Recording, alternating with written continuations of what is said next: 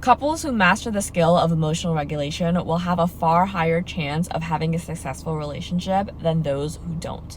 And the reason being is because couples who master the skill know how to argue right. Now, what does this mean? It means they're not spending time trying to be right. They're not spending time being defensive. They're not spending time trying to get heard and understood over understanding their partner. And I've seen it time and time again where couples argue the wrong way, which leads to resentment, which leads to feeling unseen, unheard, and eventually breaking up, because that is not a sustainable relationship to be in. So in today's video, we're gonna be doing a deep dive onto how to emotionally regulate during conflict, which means number one, understanding the mistakes that you want to avoid when arguing. Number two, understanding where the mistakes are coming from so we can heal the root of the issue instead of just slapping on a band-aid.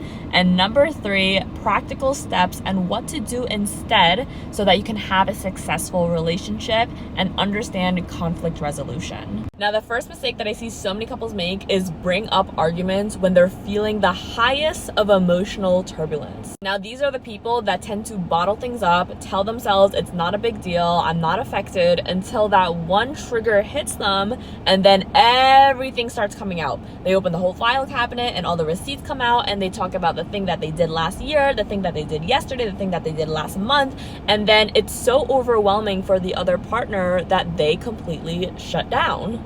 Or they become really defensive and they argue back, and it's just this, you did this, and then trying to defend themselves, which leads the argument to nowhere. And if this sounds like you, I hear you, because this used to be me too.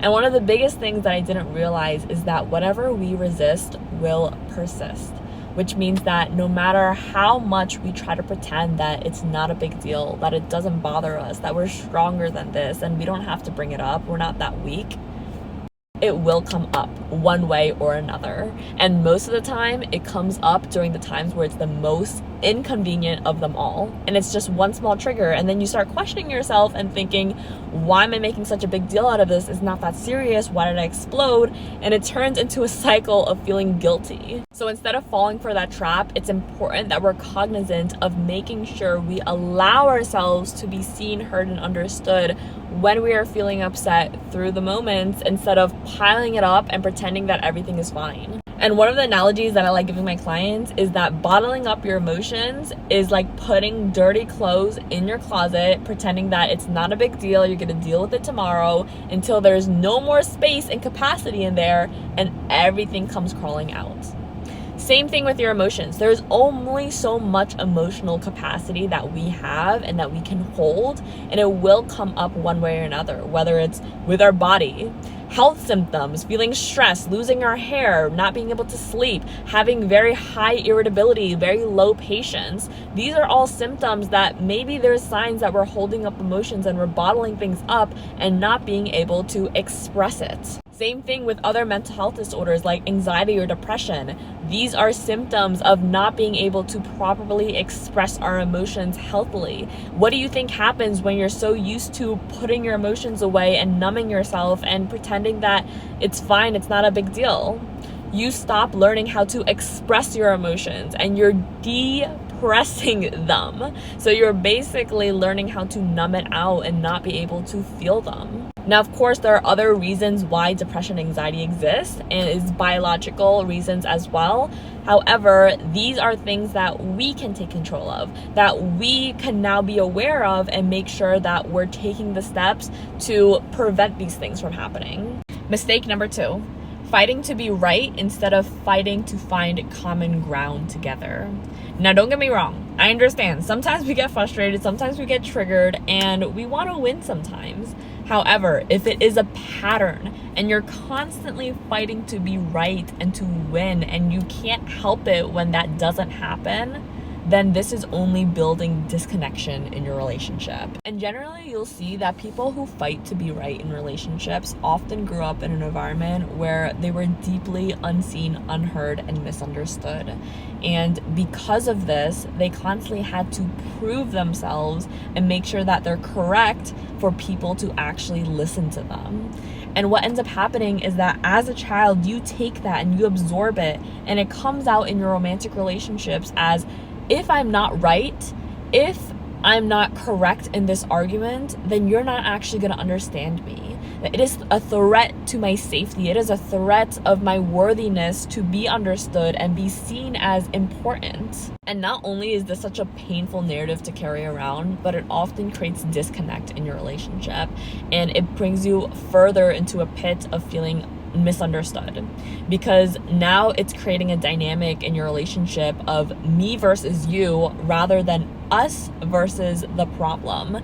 And when you're constantly against someone that supposedly you love, supposedly you want to build a life with, it starts to feel like you're not actually on the same team, but rather you're an opponent to them, and you're constantly trying to search for ways to defend yourself, to prove yourself, to feel good enough, when in reality it should be us working together to feel that way. So instead of falling for this trap of being right and needing to win, recognize that this is your inner child coming up again, wanting that recognition, wanting to feel like someone actually believes in them, wanting to feel like whatever they have to say is important without dominating this conversation. And do that inner work yourself to heal your inner child rather than projecting this onto your partner. And number 3, shaming yourself for being wrong in the relationship, which might cause you to shut down or become silent. Now, shame is one of those sneaky wounds that you want to make sure you heal and hold yourself accountable for in your relationship,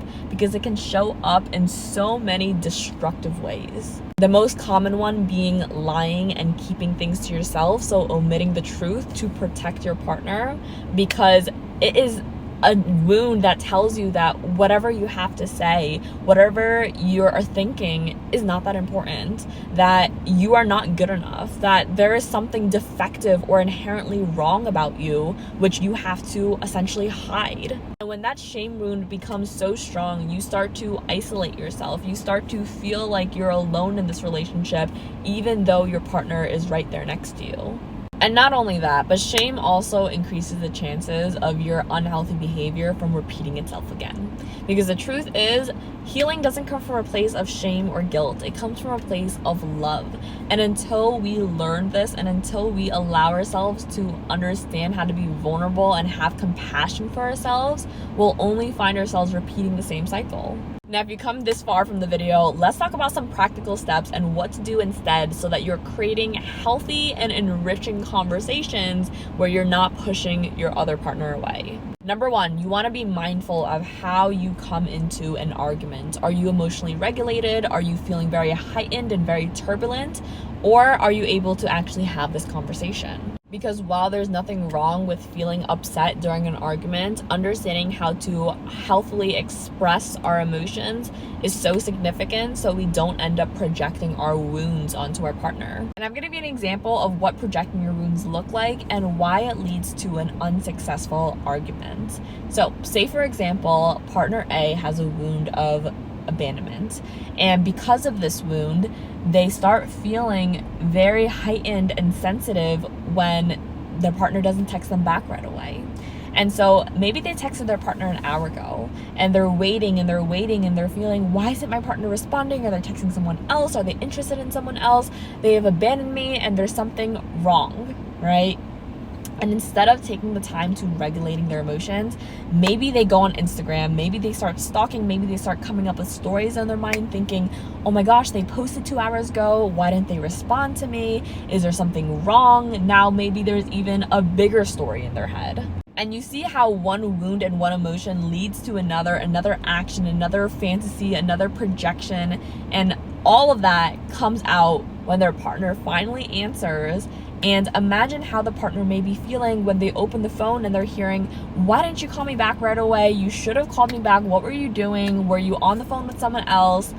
Oh my gosh. Now, I know we've probably all been there before, but I want you to take some time to actually think about how our partner may be feeling when they absorb all of this. The first thing that you hear on the phone call is, why did you do this? Why did you do that? Not only is this going to make your partner feel very heightened, because maybe now they have a wound of feeling misunderstood, and they're thinking, why is this person misunderstanding me? Why is this person assuming that I'm doing all of these negative things when maybe I just accidentally fell asleep? Of course, our partner, if they're secure and healthy, they can recognize this and de-escalate the conflict.